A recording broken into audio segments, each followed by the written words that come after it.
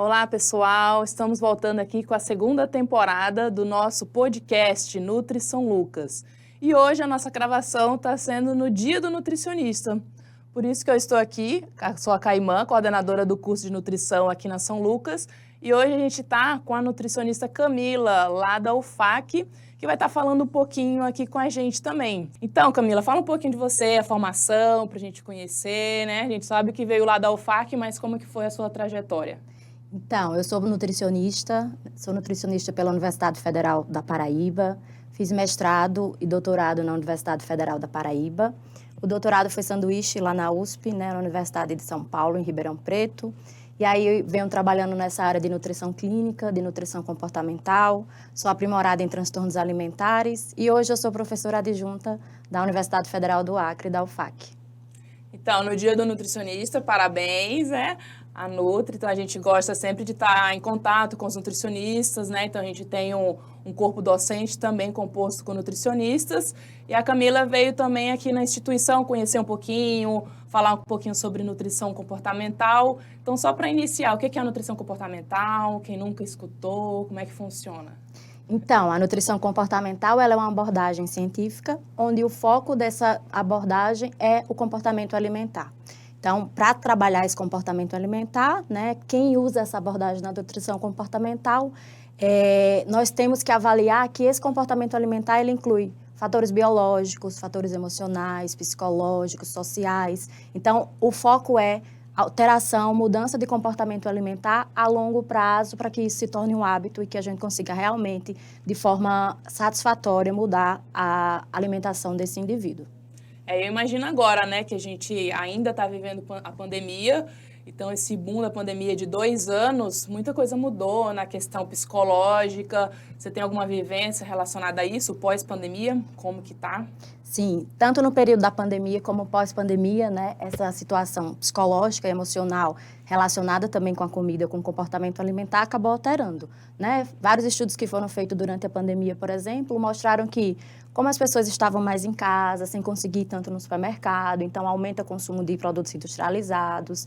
Outras pessoas tiveram muito medo, né, de se relacionar, de receber comida em casa, e aí ficou muito restrito também essa alimentação. Por outro lado, também tem vários estudos que mostram que durante a pandemia, como as pessoas estavam mais tempo dentro de casa, acabaram fazendo refeições dentro de casa e também tiveram aí, nesse caso, alimentações... Cozinha, né? Isso, tiveram tempo para isso, né? Para tirar o tempo para cozinhar, para prestar atenção naquela alimentação. E aí isso trouxe melhora no comportamento alimentar. Muda muito né, do que é que aquela pessoa vivenciou nesse período na pandemia. No pós-pandemia, o que é que a gente vê? Essas pessoas tentando, né, se socializar de novo, tentando estabelecer essa relação com o corpo, com a comida. Muita gente durante a pandemia reclama, né, de ganho de peso, de que está se alimentando de uma forma que não se alimentava, e tudo isso a gente está tentando que se equilibre aí pós-pandemia. Eu até um professor da educação física estava falando que ainda vai sair o censo, né, do IBGE. E a probabilidade é que o número de obesos, né, no Brasil aumentou muito por conta da pandemia. Que a gente já tinha, né, um quadro de sedentarismo, né, principalmente os jovens, né, por conta da tecnologia já não faz tanta atividade física como antes. E acho que a pandemia também auxiliou muito a isso. E a alimentação tá ali junto, né? Porque a gente sabe que normalmente o que é mais gostoso sempre é mais calórico, mais gorduroso, é industrializado. Então tende a atrapalhar muito isso, né? Nessa fase agora. Sim, com certeza. Então, para os nossos acadêmicos que têm interesse em nutrição comportamental, que você dá alguma dica, algum curso, livro para eles? Então, a nutrição comportamental não é a especialização da nutrição, né? É uma abordagem. Então, hoje no Brasil a gente tem o Instituto de Nutrição Comportamental, que ele é coordenado aí pela professora Marlia Alvarenga, e aí os alunos podem ter acesso a esse... tem site, né? Tem cursos online, tem congressos uma vez no ano no Brasil, né? do nutrição comportamental. Então, geralmente eu falo que esse é o início desse estudo nessa abordagem. Ah, sim. E lá como que está o curso de nutrição na UFAC, né? Que a gente acompanha muito aqui, para quando fala de região norte, né? A gente acompanha muito o que está acontecendo aqui em Porto Velho, né? Como é que anda o curso, a área da nutrição que normalmente tende a procurarem mais, né? Antigamente, na minha época de formação, era muito nutrição clínica. Como que está ainda hoje? Ainda mantém mesmo esse foco? Isso, ainda mantém esse foco da nutrição clínica. Depois, com a minha chegada, né, as pessoas começaram a conhecer um pouco mais da abordagem comportamental. Quando eu cheguei na UFAC, eu montei meu grupo de estudo, né, que é o GENCA, que eu vim com a roupa aqui. Então, o GENCA é o grupo de estudo em nutrição e comportamento do Acre. E aí a gente começou a falar um pouquinho mais dessa abordagem da alimentação, falar de comportamento alimentar, de transtornos alimentares, de obesidade, mas o foco do curso ainda, os alunos levam muito para nutrição clínica. Para nutrição clínica, né? Isso. Aqui na instituição a gente vê, era um curso que era muito mais feminino, né? Mais as mulheres que buscavam o curso de nutrição. Hoje a gente já vê um número maior de meninos, muito por conta da nutrição esportiva. Então, a nutrição esportiva acho que veio trazendo mais aí os meninos para essa graduação. E aí, sobre a nutrição comportamental ainda, falando do lado psicológico, o que a gente pode estar ajudando enquanto nutricionistas, né? Se a gente pega um caso de transtornos, claro, com o auxílio do psicólogo, psiquiatra também, né? Como a gente consegue trabalhar isso na nutrição? Então, o especialista, né, em transtorno alimentar, eu sempre falo, quem trata transtorno alimentar, nesse caso, é o especialista em transtorno alimentar. Só que o nutricionista que é especialista em transtorno alimentar, ele acaba levando a abordagem comportamental, porque é a abordagem mais indicada nesse tratamento. Então, o que é que o nutricionista vai fazer? Existe nutricionista na equipe e a gente fala que existe uma equipe mínima, né, para esse tratamento. Então, nutricionista, psicólogo, psiquiatra, né, e, no mínimo esses três profissionais para que se tenha esse tratamento. O que é que o nutricionista faz? O nutricionista vai tentar regular a alimentação daquele indivíduo. Não tem nada, não tem nenhuma regra, não tem, sabe aquela formulazinha de bolsa que a gente adora, não tem nada disso. O tratamento é totalmente individual e vai depender do transtorno alimentar e da onde aquele indivíduo se encontra naquele momento, né? Porque vai ter casos mais graves, menos graves. Como o transtorno alimentar é um transtorno psiquiátrico, às vezes vem outros transtornos psiquiátricos comórbidos que a gente chama, então não chega só com transtorno alimentar, acaba vindo com transtorno de humor, né, uma ansiedade, alguma coisa desse tipo. Então, o objetivo do nutricionista é tentar regular ao máximo possível essa alimentação desse indivíduo. Se a gente for falar, por exemplo, de anorexia nervosa, esse indivíduo está lá fazendo restrição alimentar. Qual é o foco do nutricionista? Diminuir ao máximo essa restrição alimentar. É o primeiro passo, né? Quando a gente consegue fazer isso, o que é que eu posso fazer agora? Vou tentar melhorar essa qualidade dessa dieta. E aí, a cada passo, a gente vai chegando até esse indivíduo, né, conseguir aí ficar curado, mas lembrando que pode se chegar a uma cura total, mas também às vezes fica tendo reincidivo. Recaída, isso. Né? E aí o profissional está sempre lá para que nesse momento da recaída, se acontecer, né, ele possa procurar esse profissional. Mas o foco é esse, a gente regular o máximo possível, equilibrar o máximo possível essa refeição. Porque essas pessoas, elas estão com comer, né, muito transtornado, né? Uma restrição muito grande, uma preocupação com o corpo muito grande. São pessoas que, eu sempre falo, hoje ficou muito na modinha isso de transtorno alimentar, de todo mundo tem compulsão. Não, não é assim. Para ter um transtorno alimentar não é algo tão fácil. Porque ele vem você tem que ter genética, o ambiente, muita coisa relacionada. Né? Não é assim, eu tô com isso, né? A gente tem muito isso, de procurar na internet e achar que já tem. Isso, ou então chegar lá na nutricionista e dizer, eu tô com compulsão porque eu fui na pizzaria ontem e comi 3 pizzas. Isso não é compulsão, né? Então, a gente precisa realmente entender o que é e o foco do nutricionista ali é tentar equilibrar o máximo possível aquela refeição. Então, é importante de sempre estar esclarecendo, eu acho, né? Isso para os leigos, para as pessoas, né? Que hoje, com a internet, com a televisão, a busca do corpo perfeito, de que tem que estar bonita, né? Que não pode engordar. Eu acho que isso veio atrapalhando muito. E é um trabalho difícil do nutricionista, né? Contornar tudo isso com essas pessoas. Sim, porque vem a mídia, né? Que a gente fala, é tudo muito forte em busca dessa perfeição.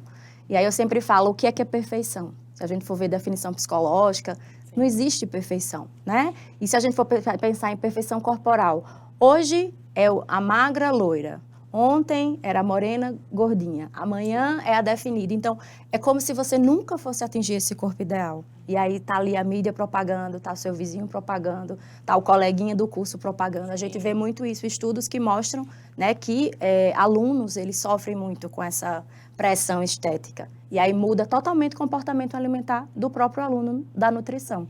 E aí a gente precisa ter muito cuidado nisso. Se o aluno que é nutricionista vai ser um profissional, né, futuramente, e ele tem esse comportamento alimentar alterado, e ele tem essa alteração de imagem corporal, como é que ele vai trazer saúde e tratar de forma adequada esse indivíduo? Então, acho que é uma preocupação muito grande da nutrição em si e também de nós, professores, né? Nesse sentido Já de... identificar, né, em sala de aula. Isso. Lá na UFAC a gente tenta fazer pesquisas e a gente começou fazendo pesquisas com o nosso próprio público, né? Os alunos da nutrição. E aí, o último estudo que eu fiz, a gente viu isso, que existem alunos que fazem dieta restritiva, que usam medicamentos diuréticos para perda de peso. Então, você vê, é um público que está ali e está sendo informado. Imagina o público de fora que a gente... Fora. Isso. Mas a pressão é muito forte, né? Em torno do nutricionista em relação a esse corpo ideal. Sim. Principalmente se a gente falar em nutricionista e educadores físicos, né? Então, por isso que quando esses estudos falam de vários cursos diferentes, geralmente nutrição e educação física, eles têm essa maior pressão e esses comportamentos alimentares mais alterados. E é a busca, né, que eles pensam, né, enquanto acadêmico. Não é que eu vou me formar, vou estar no consultório, vou ser obeso e a pessoa vai lá para emagrecer e o nutricionista é obeso. Não consegue nem cuidar do seu corpo, né? Tem muito essa visão. E a gente vê muita bandeira agora, a questão da gordofobia, né? Tem nutricionistas de rede social também apoiando isso, porque não quer dizer que ela não cuide, né? A gente não sabe se tem algum problema de saúde, de ela estar com aquele peso. Como que você vê essa questão da gordofobia, ainda mais na visão aí de um acadêmico ou do nutricionista?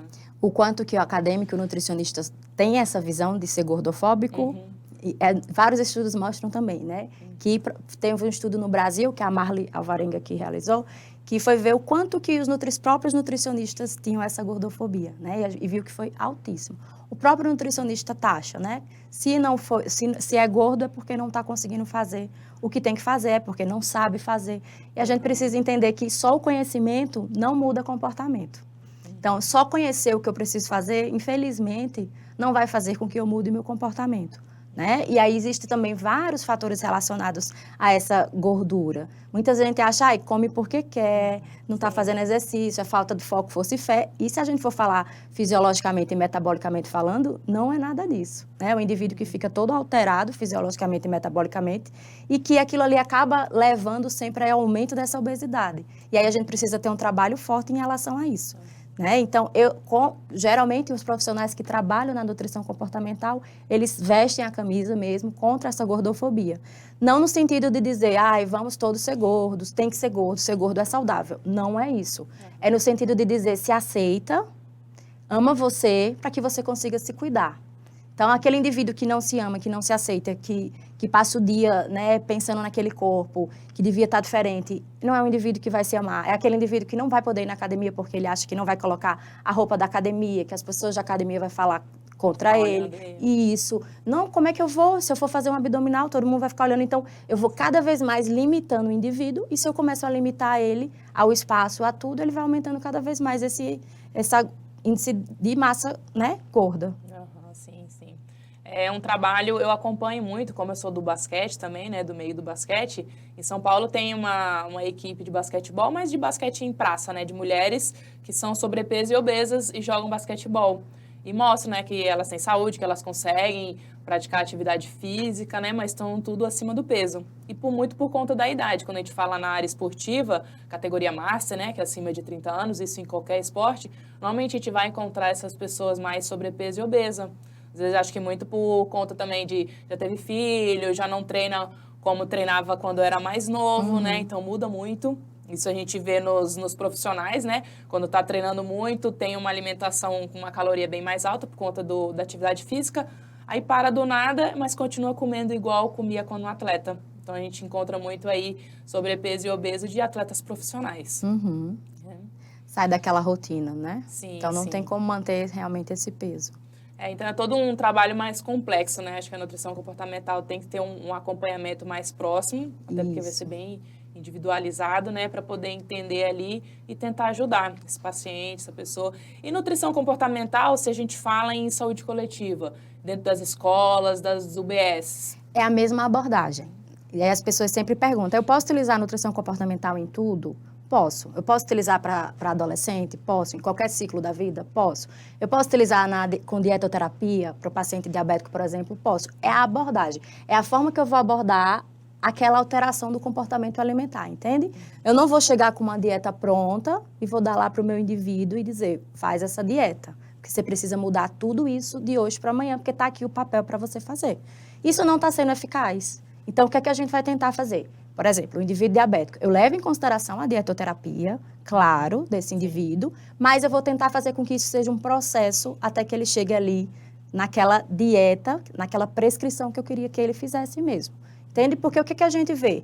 Entrega o papel, o que é que o indivíduo faz com o papel? Cola lá na geladeira, né? E não olha para nada e diz que ela cortou tudo e agora eu não posso comer mais nada e está tudo errado. Aqui por isso que você falou bem, assim, é individual e é mais próximo. Na nutrição comportamental, por exemplo, a gente faz consultas geralmente semanais. Porque para eu mudar um comportamento alimentar dele, eu preciso entender o que é que está acontecendo. Não é só o que é que ele está comendo, é como que ele come, com quem que ele come, por que ele come aquilo, né? Então, é por isso que eu falo, tem muitos aspectos envolvidos. Quando a gente fala de nutrição é tão rica por isso, né? Então, quando a gente fala de nutrição, é financeiro envolvido, social envolvido, o tempo que o indivíduo tem ali para se alimentar, para comprar seus alimentos. Então, tem muita coisa. Da rotina dele, né, também. Isso. Fica mais difícil. E se a gente falar em escola, como você falou, da mesma forma. A gente vai abordar essa educação nutricional nas crianças e que bom que seria que a gente conseguisse fazer isso, os nutricionistas como um todo, né? Sim. Vou abordar isso e vou trazer aí a alteração desse comportamento. Se a gente consegue alterar comportamento alimentar ali na infância, provavelmente esse indivíduo ele mantém esse comportamento alimentar durante a vida toda. É muito mais fácil. Né? Isso. Ele é muito mais familiarizado com o alimento, então é mais fácil dele desenvolver.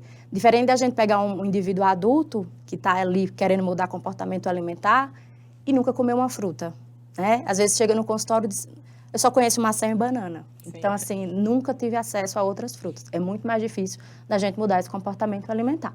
Mas é uma abordagem que aí pode ser utilizada em qualquer campo, né? Na nutrição clínica, na nutrição, na saúde coletiva. É mais a forma de abordar esse indivíduo, o quão profundo eu vou ter que ir para conseguir realmente alterar esse comportamento alimentar. Eu sempre falo nas aulas com o pessoal do primeiro período, né, que eles estão conhecendo as áreas da nutrição, como seria bom se todas essas escolas tivessem, né, uma disciplina de nutrição, tivesse um nutricionista ali. Igual a gente vê que tem a disciplina da educação física, tem artes, religião, por que não ter uma disciplina, né, sobre educação nutricional com o Nutri, que dá para fazer várias dinâmicas, brincadeiras, né, de uma forma aí educativa, para eles já irem mudando aí esse comportamento deles. Sim, infelizmente não temos isso, né? Mas aí, às vezes a gente tem projetos de extensão, que a gente consegue ir lá para dentro da escola, mas não é de forma tão efetiva como se tivesse uma... Direto, né? Isso. A gente está com um estágio também com a professora Carla, que é de saúde coletiva, numa escola. E aí ela também ela gosta muito da parte de nutrição comportamental, ela trabalha muito isso também dentro do estágio dela. E aí ela vai estar trazendo os alunos da escola para o laboratório de técnica dietética, fizeram algumas palestrinhas, algumas dinâmicas dentro da escola também. Então os alunos estão adorando conhecer mais, né, sobre a nutrição. E isso quem levou foi uma professora de biologia, que tem um ciclo, um roteiro lá dentro da disciplina dela, abordando nutrição. E aí encaixou perfeito, né, com o nosso estágio, para estar trabalhando com eles. Que excelente. Aí trouxe para o laboratório de técnica dietética, e eles foram tendo um acesso àquele alimento, né? Fazer algumas preparações, né? Então é bem interessante aí isso é uma novidade agora que está tendo no nosso estágio, né? Então a gente estava ficando mais em UBS, a gente começou a ampliar mais para as escolas também. Isso, porque essa exposição do alimento é muito importante. Sim. Nesse comportamento alimentar, então ele começa a aprender. A criança vem da escola, vem para dentro da instituição, está tendo ali, né, o acesso com o nutricionista, estou sendo exposto ao alimento, eu consigo aprender. Algumas, às vezes, eles nem conhecem, né, todos os alimentos, todas as frutas, não sabem qual que nutriente que tem uma e outra, né, em maior quantidade. Acho que é importante esse aprendizado aí, né? Com certeza. Então, a gente vai finalizando o nosso podcast aqui. Você quer deixar algum recado? Pisando aqui em Porto Velho. Você já veio em Porto Velho, né? Antes? Já, sim. Já veio aqui. Veio sentir o calor, que é bem próximo, né? Do Rio Branco, isso. Essa aí não é muita diferença. Eu quero convidar todos a seguir nosso Instagram do Genca. E aí eu fico à disposição também, né, de vocês. Hoje, dia do nutricionista, parabéns a todos os alunos, a coordenadora e toda a instituição. Obrigada. Então, você que ainda não segue o nosso canal no Instagram, é Nutrição Lucas PVH. A gente também tem o canal no YouTube, Nutrição Lucas. Então pode seguir lá, pode dar sua opinião, se tiver algum tema que tem mais interesse, pode também estar dando alguma dica aí pra gente, que a gente vai tentar se basear aí nas orientações, né, na verdade, nas dicas que vocês deixarem pra gente, tá bom? Até mais!